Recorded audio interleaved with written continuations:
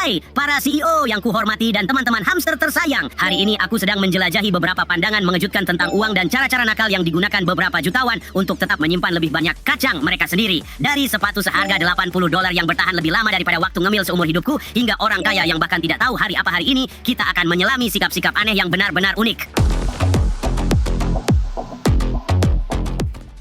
Kamu pikir para jutawan selalu berenang di tumpukan emas? Coba pikir lagi. Ternyata bahkan hamster dengan kandang besar bisa tidur di pojok di bawah tisu. Mari kita lihat seperti apa gaya hidup jutawan sebenarnya. Spoiler! Jangan harap ada kemewahan. Jadi kamu seorang jutawan?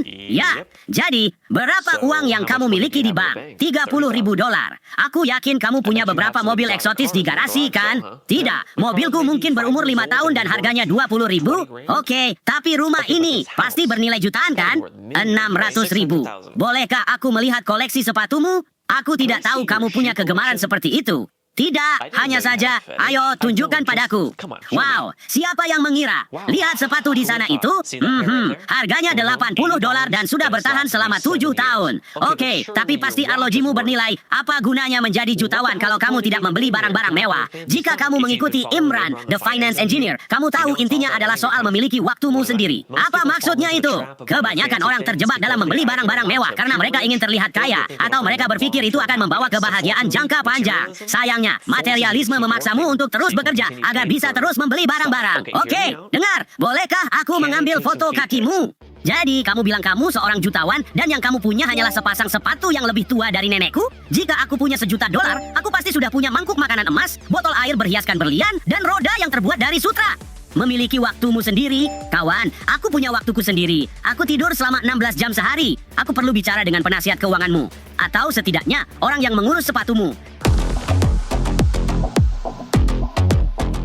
Pernahkah kamu bertemu seseorang yang otaknya tampak meragukan, tapi sangat kaya, sehingga kamu bertanya-tanya apakah mereka menyuap alam semesta untuk mendapatkan keberuntungan ekstra? Ada kan hamster-hamster yang menjadi bukti terbaik bahwa siapapun bisa menghasilkan banyak uang? Mari kita lanjutkan ke cerita berikutnya dan cari tahu kenapa kamu tidak boleh mendengarkan siapapun yang mencitit bahwa kamu tidak akan pernah bisa. Aku tidak ingin lagi ada orang yang bilang bahwa aku tidak bisa melakukan apa yang kuinginkan, dan aku tidak ingin merasakan kendali orang lain atas diriku. Jadi bagiku, uang adalah kebebasan, dan menurutku, uang benar-benar adalah kemampuanmu untuk melawan alam semesta. Semakin banyak uang yang kamu miliki, semakin banyak kamu dapat menjalankan kehendakmu di dunia. Dan semakin sedikit uang yang kamu miliki, semakin kamu ditekan. Dan aku tidak suka itu. Benar. Dan begitulah saat dimana aku berpikir, aku bahkan tidak ingin itu terjadi lagi. Lalu saat dimana aku berpikir, oh, kurasa aku benar-benar bisa melakukan ini. Itu adalah saat, apa kamu ingat seperti pertama kali kamu bertemu dengan orang yang sangat kaya dan kamu berpikir mereka tidak secerdas itu? Ya, aku mengalami salah satu momen itu, dimana aku berpikir, seperti bagaimana orang ini bisa punya uang? Iya, kayak apa orang ini? Kamu bilang lebih banyak uang berarti lebih banyak kebebasan. Ya, kurasa jika aku memiliki gunungan biji-bijian, aku bisa membangun kerajaan dan akhirnya mengendalikan semua keputusan waktu camilan. Tapi hey, setidaknya aku tidak harus memaksakan kehendakku pada alam semesta. Aku cukup mengunyah batang kayuku sampai mendapatkan apa yang kuinginkan.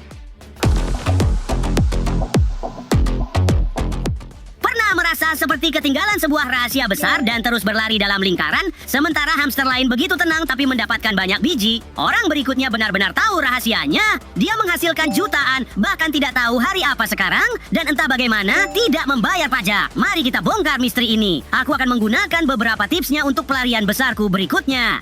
Dia muncul di kantorku. Aku melihat di laporan pajaknya begitu banyak nol hingga kepalaku pusing. Tapi yang benar-benar menarik perhatianku adalah bahwa untuk seseorang yang menghasilkan pendapatan bersih 8 digit, dia membayar 0% dalam pajak. Bagaimana bisa? Dan aku tidak bisa memahaminya. Penghasilanmu 10 juta di sini, kawan. Namun, di baris kewajiban pajak tertulis 0. Dan kemudian aku bertanya, bagaimana kehidupanmu? Dia berkata, Carlton, aku bahkan tidak tahu hari apa sekarang. Sesibuk itu bukan karena dia begitu sibuk, tapi karena dia tidak bekerja. Dan itu karena dia telah membangun portofolio properti yang begitu besar, sehingga dia mendapatkan $10 juta secara pasif dan dia membayar 0% pajak. Ketika dia meninggalkan kantorku, dia pergi ke San Diego bersama anak-anaknya dan menghabiskan sisa minggu itu dengan membawa mereka ke SeaWorld. Itu hari Selasa, Chris. Dia tidak tahu hari apa itu. Dan itu yang membuatku sadar. Aku harus memahami caranya. Itu benar-benar gila.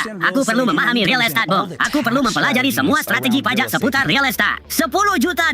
Dan dia bahkan tidak tahu hari apa sekarang. Aku juga sering tak tahu hari. Tapi itu karena aku kebanyakan makan. Bung, berpenghasilan $10 juta dan tidak membayar pajak bukan lagi properti nyata. Itu gila. Serius, aku mau. Siapa yang menduga tidak bekerja bisa menjadi karier yang sukses seperti itu? Kalau Kalau mau wawasan lebih lanjut, jangan lupa like, subscribe, dan sampai jumpa di video berikutnya. Dan ingat, hamster adalah kekuatan. Satu untuk semua dan semua untuk satu. Sampai jumpa.